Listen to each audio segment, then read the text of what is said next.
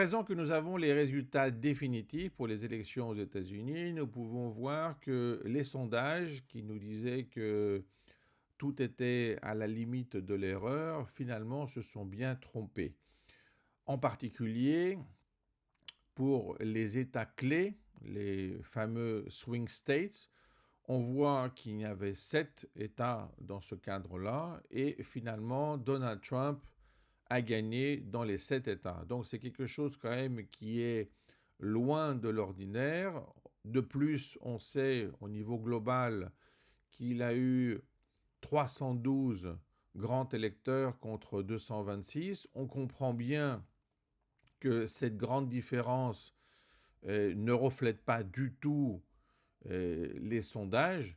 Et on comprend aussi que cela représente un grand changement parce qu'il ne s'agit plus simplement d'une opposition entre les blancs et les noirs, entre les personnes de couleur, les personnes qui sont latinos, les personnes qui sont, ne pas oublier bien sûr, les femmes et les hommes. On voit finalement que Donald Trump a été élu par de nombreuses personnes de tous bords et ce n'est pas simplement le clivage classique qu'on attendait. Donc, on le voit reparti pour la présidence pour la seconde fois, qui sera effectivement aussi la dernière, puisque c'est prévu ainsi aux États-Unis, et même si les 2 mandats ne sont pas consécutifs. Par conséquent, on sait qu'il sera plus libre.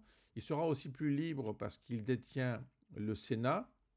On n'a pas encore les résultats définitifs du Congrès, mais on sait que c'est quand même très proche de ceux dont il a besoin.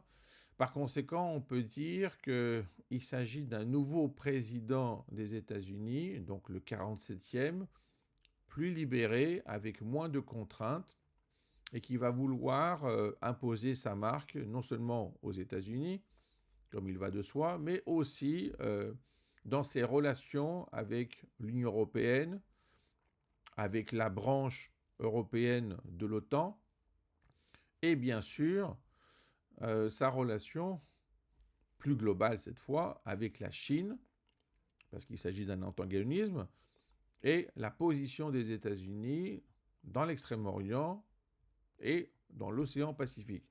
Tout cela apporte énormément de changements.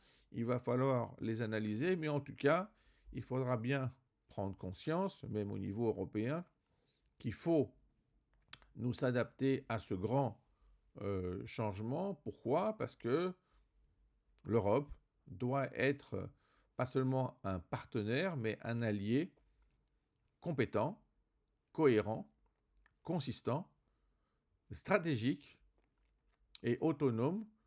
Pourquoi ? Parce que on ne va pas avoir les mêmes relations dans le cadre de cette présidence, puisque les choses seront plus claires au niveau des rapports de force, au niveau des alliances, car les États-Unis ont un centre de gravité au niveau de leur intérêt qui s'est déplacé et qui va aller vers l'océan Pacifique parce qu'ils savent bien qu'il faut se mettre face à la Chine qui est de plus en plus dans le cas de son extension agressive.